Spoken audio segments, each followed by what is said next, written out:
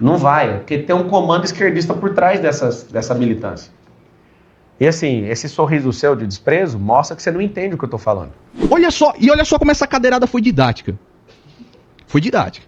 A cadeirada foi didática. No podcast seguinte, ele falou, agora vocês já viram o meu pior. Falando recentemente sobre um vídeo que o Nicolas Ferreira gravou, falando sobre o PSD de Gilberto Kassab, que se não houvesse o apoio do PSD ao impeachment do ministro Alexandre de Moraes, a direita não ia apoiar o senhor. Isso incomodou o senhor? Sabe quantos deputados do PL não assinaram? Bom, pessoal, parece que agora o bicho pegou de vez. Isso porque depois do Tarcísio acabar levantando aí uma certa incoerência do Nicolas Ferreira e dessa campanha que está fazendo junto com o Gustavo Gar contra o PSD. É a vez de Ricardo Nunes, que esteve em uma sabatina e falou que o Nicolas precisa cuidar da casa dele. Eu vou trazer todos os detalhes, porque assim, foi uma entrevista bem flopada, e aqui não é nem um deboche, mas foi mesmo, coisa de menos de 2.000 visualizações para uma sabatina, sendo que as sabatinas aí do principal adversário, eu diria, do Ricardo Nunes, que é o Marçal nesses últimos dias, elas simplesmente pegam milhares e milhares de visualização. Mas esse confronto contra o Nicolas, olha, vai dar o que falar. Eu vou trazer todos os detalhes para vocês, também o possível posicionamento do Nicolas. Bom, vem comigo nesse vídeo, tem muita informação importante. Eu também vou trazer aqui o Pablo Marçal acabando com a militância numa sabatina assim que vocês não podem perder esse vídeo. Tem informação do PT, tem velha imprensa aí chutando o balde. Olha, eu acho que estão abandonando a barca. Então, gente, olha, curte, comenta, compartilha. É importante demais e vem pra tela porque o Debate em Foco, ele tá no ar. Pessoal, pra começar a gente tem que vir com essa mitada aí do Felipe Camozzato, que ele tá concorrendo à Prefeitura de Porto Alegre junto com a Maria do Rosário, do PT. Quem aí lembra dela? Principalmente nas confusões que ela tinha aí no Congresso aí quando dizia respeito ao ex-presidente Bolsonaro. Gente, olha... Vou te contar, hein? Essa daí tem história. Bom, acontece, gente, que lá, apesar do Felipe do Novo, eu achar que ele tá se saindo bem nos debates, quem tá liderando lá é o Melo, que saiu na pesquisa de hoje da Atlas Intel com 36%, e a Maria do Rosário estaria em segundo com 30%. Gente, infelizmente a petista tá lá com 30%.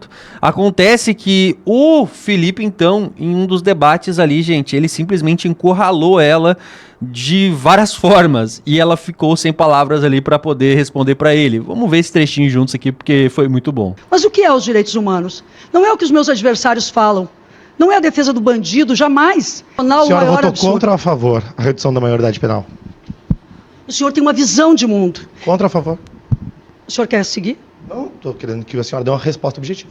Agora, qual é a sua proposta para a juventude de Porto Alegre? Me diga uma proposta inovadora que não seja de extrema-direita, que faça jus ao nome novo. Vamos fazer, então, a medição da aprendizagem com reforço escolar de português e matemática para as crianças aprendam a ler e escrever. Afinal de contas, quanto mais as crianças aprendem a ler, escrever, fazer as 4 operações matemáticas, na minha opinião, mais elas se afastam do PT, porque elas aprendem a fechar conta. Eu não sou candidato de extrema-direita. Não fui eu, nem meu partido, que votou contra o marco do saneamento, para fazer com que as crianças pobres da periferia de Porto Alegre tivessem esgoto tratado.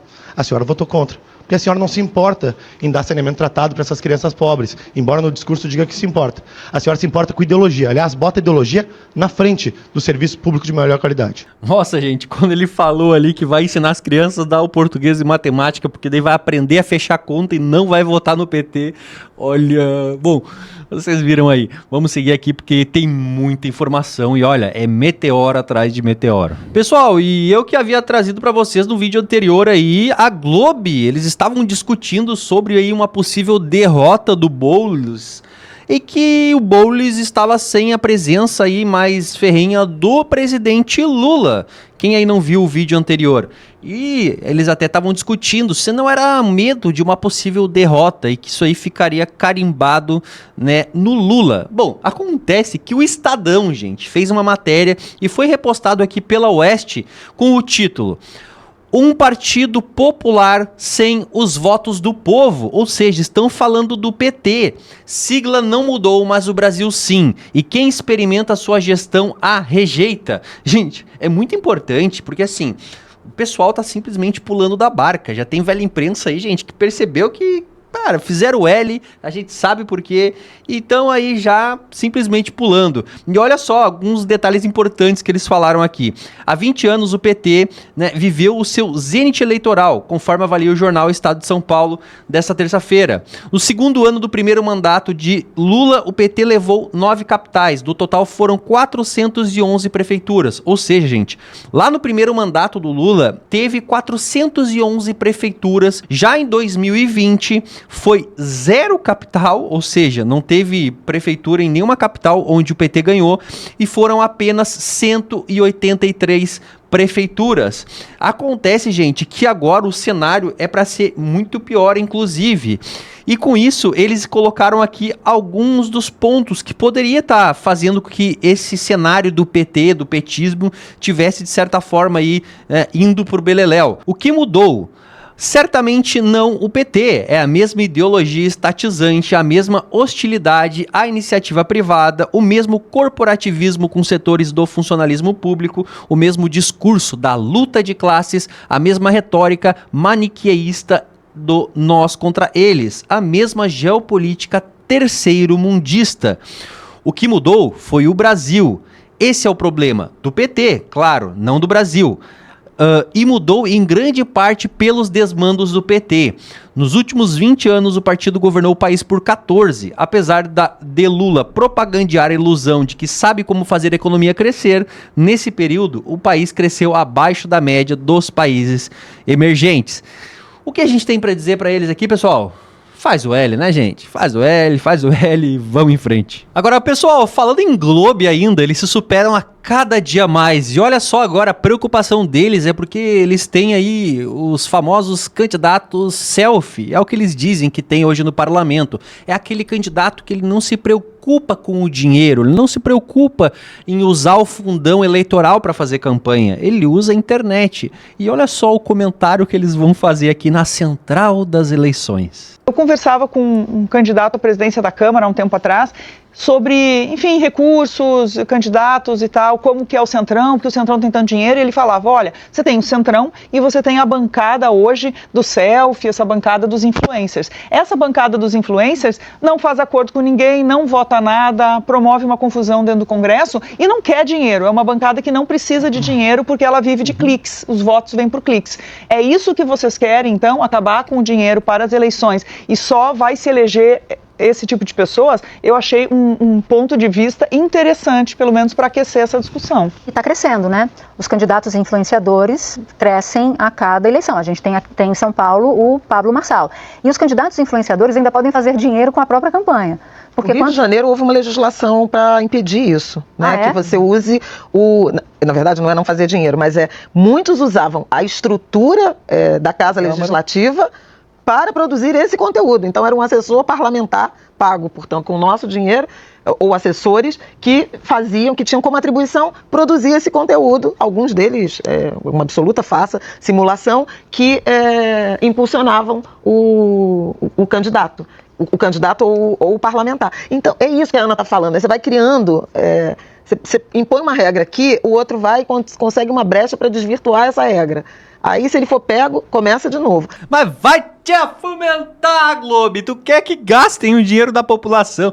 Cara, é assim, ó, é um negócio, é uma inversão. Em vez de eles simplesmente, né, aplaudirem, dizer, pô, esse cara não gastou R$1 de dinheiro público. Ele tá simplesmente usando as ferramentas gratuitas ali, falando com o povo, né, tá liderando pesquisas, inclusive pesquisas que saíram, gente. Eu vou trazer pra vocês agora.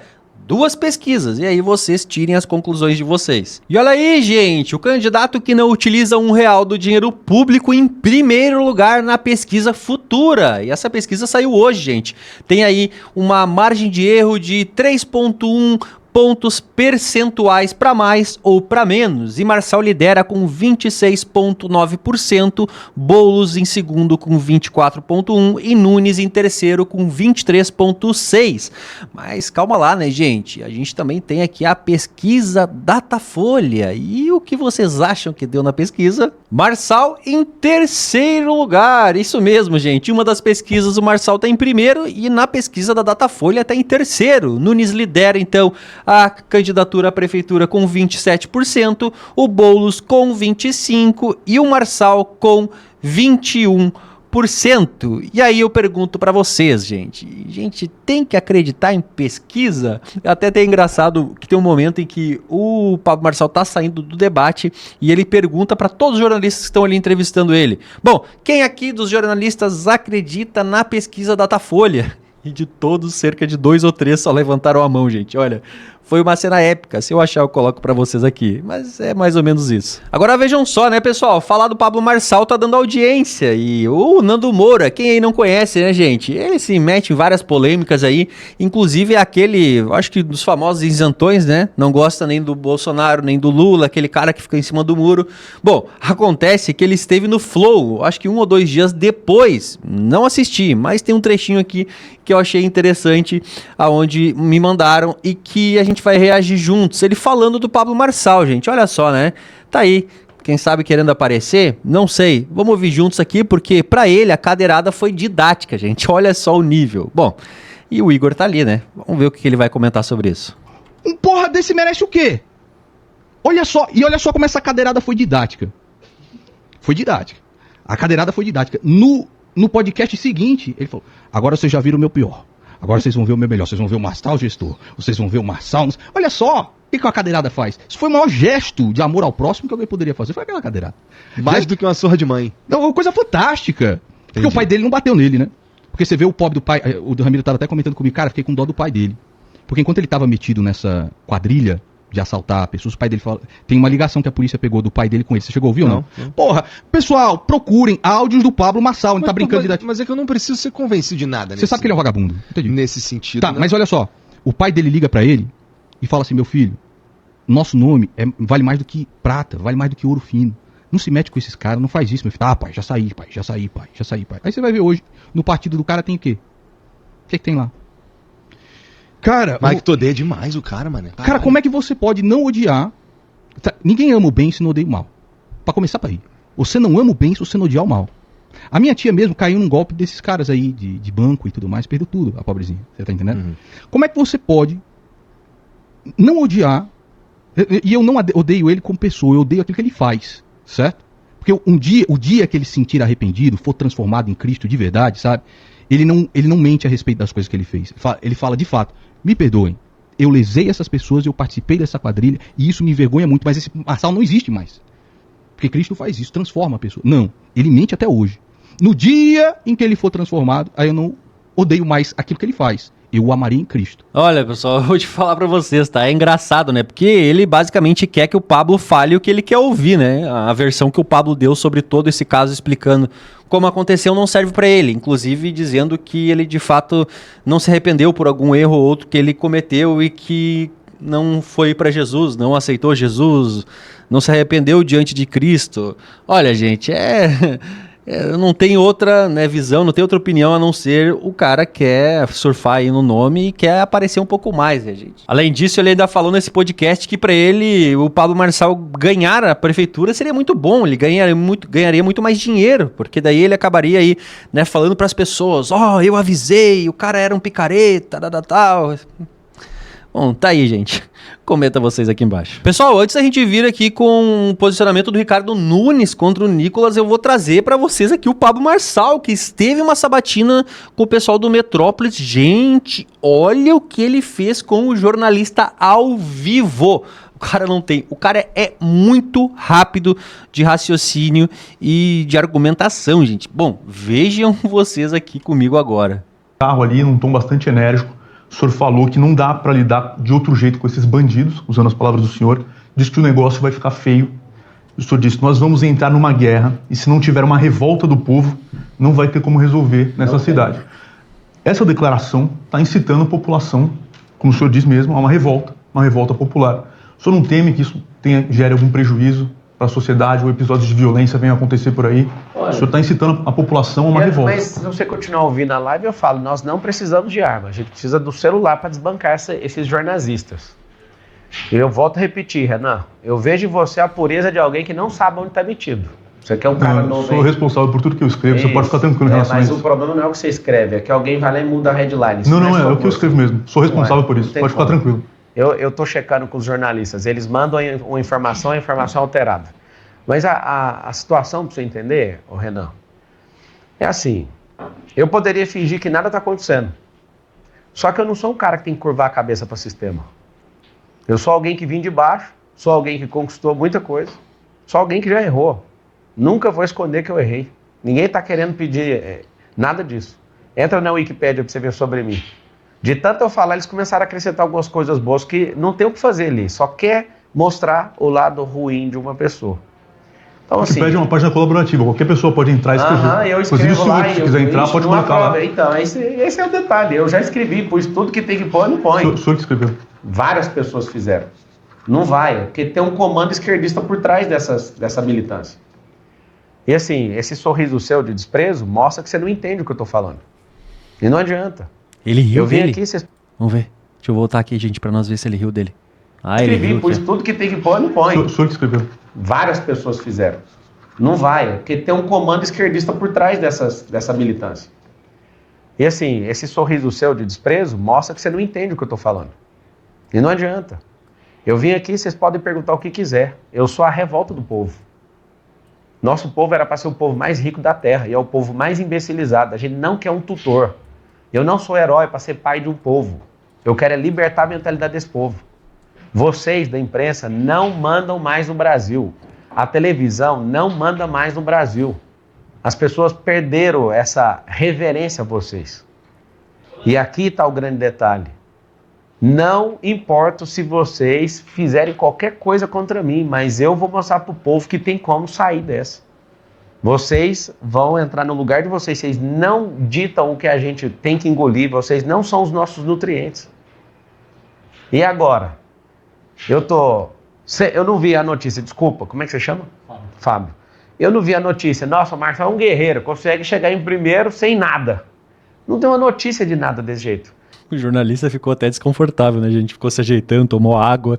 O Marcelo não tá nem aí, o cara vai pra cima mesmo. E é isso, pessoal. E é isso que o povo quer. O povo não quer esse negócio de mimimizinho, de o cara fala os negócios ali, o cara tem que ficar quieto e aguentar, engolir no seco. Não, não é assim. E o Marçal tem muito isso, né, gente? Isso aí realmente faz com que a população acabe gostando muito desses posicionamentos dele. Não tem nada a ver com atacar a pessoa, né? Mas de esclarecer, sim, fatos, né? De trazer a verdade.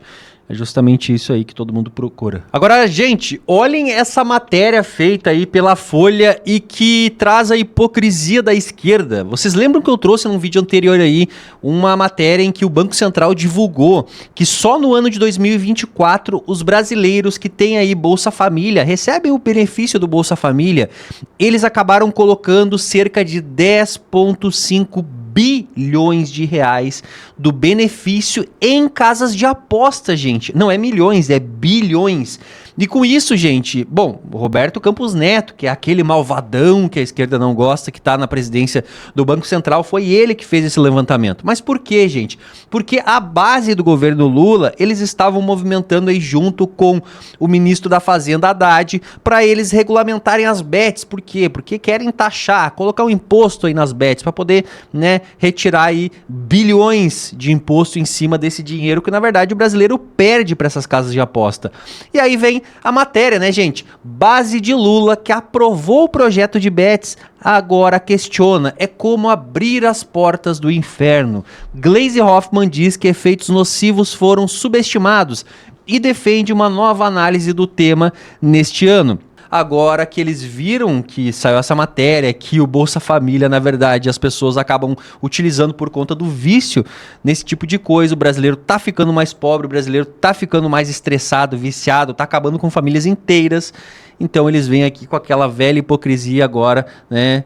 Vamos bancar agora os heróis aí, né? Bom, é um negócio assim impressionante, gente. Todo mundo sabia disso. Não precisava ser feita uma matéria do Banco Central para, né, perceber como isso faz mal para o brasileiro. E eles estavam, inclusive, aí, a ponto de liberar, né, essas casas de aposta, bingo, tudo, né, físico aí para as pessoas poderem ir como já foi antigamente, só que agora muito pior, numa escala muito maior. Bom, espero que isso não se concretize, espero que de fato essas bets sumam o mais rápido possível da vida do brasileiro, porque isso sim é um golpe duro aí nas finanças e nas contas do brasileiro. Que inclusive saiu uma matéria, gente, dizendo que cerca de 30% das pessoas que têm conta em banco, elas pedem empréstimo para poder fazer apostas online. Agora, pessoal, vamos a essa polêmica que é extremamente importante e eu tô assim só monitorando para ver qual vai ser o posicionamento do Nicolas, o que ele vai falar a respeito disso, porque o Ricardo Nunes, ele foi assim, olha, foi enfático. Ele falou pro Nicolas cuidar da casa dele. Eu vou trazer para vocês esse trecho. Vou também trazer agora o momento em que o Ricardo Nunes fala quando ele conheceu o ex-presidente Bolsonaro e como eles criaram, então, esse vínculo. E na sequência vocês vão ver aí sobre essa pergunta feita do Nicolas. Gente, e eu não tava zoando, tá? Foi completamente flopada essa sabatina. Se vocês forem ver na imagem, aqui ó, dá pra ver bem lá na parte inferior esquerda dessa imagem que vocês estão vendo, tem 1.440 visualizações de uma live que foi feita pelo Poder 360 no dia 24, ou seja, 2 dias atrás, gente. Sequer alguém ficou sabendo que aconteceu esses, né, pronunciamentos aí pelo Ricardo Nunes. Foram mais de 1 hora de sabatina. Olha, gente, 1.400 pessoas. Que isso, hein, gente? Não sei nem se a base assistiu, a base aliada. Bom, acontece que ele falou esses momentos importantes que eu vou trazer agora na tela com vocês. Bom, cheguei pro presidente Bolsonaro para encurtar a conversa. Falei, presidente, tem essa questão judicial aqui que está há décadas. Vamos fazer o seguinte, a gente acaba com essa discussão judicial, vocês ficam com o Campo de Marte, eu fico com 400 mil metros quadrados lá de uma área lá para eu fazer um parque, vou fazer o parque agora lá, a gente ainda ganhou um parque, e eu zero essa dívida aqui, a gente troca um pelo outro. E ele falou, ó, eu vou falar com o André Mendonça, é o atual ministro do STF, mas na época ele era o advogado-geral da União. Se o André Mendonça falar que é legal, que tá tudo certo, a gente faz. Tá bom, aí ele consultou o André falou, não, dá para fazer. Aí constituímos um grupo de trabalho, aí o André já tinha saído, entrou o Bruno Bianco, advogado-geral da União, porque o André foi pro STF, e aí foi o Bruno Bianco, o Tarcísio, foi onde eu conheci o Tarcísio, legal, porque tinha o ministério dele envolvido em infraestrutura, o Paulo Guedes, aí Procuradoria Nacional da Receita, a Secretaria de Fazenda da Prefeitura, a Procuradoria do município, que é a doutora Marina Mago, que foi sensacional. Bom, criou o grupo de trabalho, quando foi em dezembro de 21, nós estamos no acordo. Então aí que eu conheci o Bolsonaro, conheci o Tarcísio. Quando vem essa questão das eleições agora de 2024, vendo o cenário, a esquerda, a extrema esquerda se uniu com o Guilherme Boulos, pois é um risco para a cidade. Lembrando que em 2021, o candidato do PT, tinha o Boulos, eles se uniram. Uhum. Eles pegaram, se uniram, né? Com o apoio do presidente, falaram, pô, esse cara é perigoso. Aí eu fui construindo, falando para as pessoas, olha, vamos nos unir aqui para poder enfrentar esse grande mal ali. De ter um cara que é invasor, ter um cara que é depredador, um cara que não tem experiência, um cara radical, um cara que defende a desmilitarização, um cara, né? Então, o que é desmilitarização? Acabar com a polícia, né? Imagine acabar com a polícia que fala de segurança. Hoje ele faz um discursinho, mas tem um monte de artigo dele, tá no estatuto do partido dele, tá no programa de governo dele quando ele ficar presidente, tem entrevista dele falando disso, pergunta pra ele. E aí a gente foi criando uma relação e mostrando pro presidente Bolsonaro que era importante estarmos juntos, e aí ele até fez uma sugestão de indicação do vice, que é o Coronel Melo Araújo. Agora fala de vez em quando, pode zap e tal. O senhor temeu em algum momento que o apoio fosse para o candidato Pablo Marçal? Algumas pessoas do núcleo mais bolsonarista acreditam que o senhor tem flertado muito com o centro e não aparecido tanto com o núcleo do ex-presidente Jair Bolsonaro. O senhor já temeu em algum momento que esse apoio fosse para o candidato Pablo Marçal? E eu até estendo a pergunta, falando recentemente sobre um vídeo que o Nicolas Ferreira gravou, falando sobre o PSD de Gilberto Kassab, que se não houvesse o apoio do PSD ao impeachment do ministro Alexandre de Moraes, a direita não ia apoiar o senhor. Isso incomodou o senhor? Sabe quantos deputados do PL não assinaram? 22. Então a gente tem que falar do PL, que é o partido dele, né? Então primeiro cuida da casa dele, para depois, né? A gente, na política, cara, que conta? A gente precisa sempre ser muito transparente e muito verdadeiro. Pessoal, antes de continuar, tá? É um discurso alinhado com o governador Tarcísio, tá? Tarcísio falou a mesma coisa, citou o PL, falou que falou que era uma incoerência isso que estava acontecendo. Nicolas Ferreira dobrou a aposta, disse inclusive assim, caguei para as eleições, não tô nem aí. Tem aí, eu trouxe já posts a respeito disso, e o deputado Gustavo Gayer também fez vídeos dizendo aí que o PSD sentiu. Gente, estão dobrando a aposta. Olha, inclusive o Nicolas falou aí que tem aliados, né, que estão aí pressionando, mexeu no vespeiro. Bom, eu trouxe todos esses detalhes para vocês, mas calma que o Ricardo Nunes ainda vai continuar, prestem atenção. Porque eu não sei o que está por trás disso aí, não sei o que está acontecendo, né? Mas o que tem assim de concreto. Eu sou o prefeito, eu fiz E estou fazendo. Tá aí, tudo que eu fiz, né? O quanto que eu elevei a cidade. O presidente Jair Bolsonaro nos apoia. O PL nos apoia. O vice é do PL. Qual é a lógica de alguém, em sã consciência, falar contra uma candidatura dentro desse contexto? Existe lógica? Não existe lógica. E a questão da lógica é fundamental, porque a lógica está intrinsecamente atrelado à questão da coerência. Tem que ter coerência nas coisas. Né? Então, o que importa? Que a gente tem hoje esse trabalho, essa grande frente ampla, né, que conta com o apoio de vários partidos, que conta com o apoio do governador Tarcísio de Freitas, e mais do que conta com o apoio do governador Tarcísio de Freitas, conta com um trabalho integrado entre a Prefeitura e o Estado. O que seria para o Tarcísio, como governador do Estado, ter aqui um Boulos como prefeito? Além de ser péssimo para a cidade, vai ser ruim para ele também politicamente. Né? O que seria ter aqui com esse Pablo? É um cara que foi condenado a 4 anos e 5 meses, com esse histórico de agressividade, que tem uma fortuna que a gente precisa tentar entender qual que é a origem disso, que o partido dele está envolvido com o PCC até o nariz, né? Pega o presidente Avalanche, presidente nacional do partido dele. Tem o áudio do Avalanche falando que ele participou da soltura do André do Rap. Quem que é o André do Rap? É um dos principais traficantes do PCC aqui no país. Esse cara tá lá, o áudio não é que ninguém falou, eu acho, não, é ele falando. Áudio da interceptação da polícia, que a imprensa publicou. Bom, aí ele vai continuar falando, né, do partido do Pablo, que o Pablo, inclusive, já citou várias vezes sobre isso, que se ele pudesse teria saído sem partido. Quem acompanha aí sabe. Acontece, gente, que são declarações bem polêmicas, mas alinhadas. Quem viu aí as declarações do governador Tarcísio de Freitas, que eu gosto muito, mas que eu fiquei bem chateado e, olha, de certa forma aí decepcionado, e não só eu, milhares de pessoas que comentaram. Agora a gente percebe que é um discurso alinhado entre eles aqui, e eu quero ver se de fato vai ter um posicionamento aí do Nicolas, né? Porque a gente sabe que o Nicolas ele não prestou apoio a ninguém no primeiro turno, mas disse que iria apoiar todo e qualquer candidato que fosse contra um Boulos no segundo turno, caso o Boulos fosse ao segundo turno. Agora, se for um Ricardo Nunes e um Pablo Marçal, será que o Nicolas vai se posicionar e para quem? A dúvida é essa, né, gente? Bom, acontece que eu vou ficar monitorando para trazer todos os detalhes para vocês. Então, se tu não é inscrito, já te inscreve agora e ativa o sininho, pessoal. Olha, isso aí com certeza vai dar o que falar. E para finalizar, pessoal, tem que trazer informação aqui da Rede X, do Elon Musk, que está prestes a voltar. Pelo menos é o que tudo indica. O X informou novamente ao STF que cumpriu todas as ordens e pede o desbloqueio da rede, que está aí suspensa desde o final de agosto. E aqui diz então a nota feita pela equipe do X. O X adotou todas as providências indicadas por Vossa Excelência como necessárias ao restabelecimento do funcionamento da plataforma no Brasil. E aí, então, ela deve acontecer caso o Moraes não volte a pedir, então, novas informações e tudo aquilo que vocês estão acompanhando aí nos últimos dias. Acontece, gente, que saiu uma matéria que a Polícia Federal e a Anatel, eles acabaram recebendo aí um relatório sobre o uso do X após esse bloqueio. E nessa lista teriam aí o nome de todas as pessoas que acabaram utilizando o X nesse levantamento e teria sido dado aí ao ministro Moraes. E agora? Virão multas aí de R$50 mil para pessoas que utilizaram a plataforma?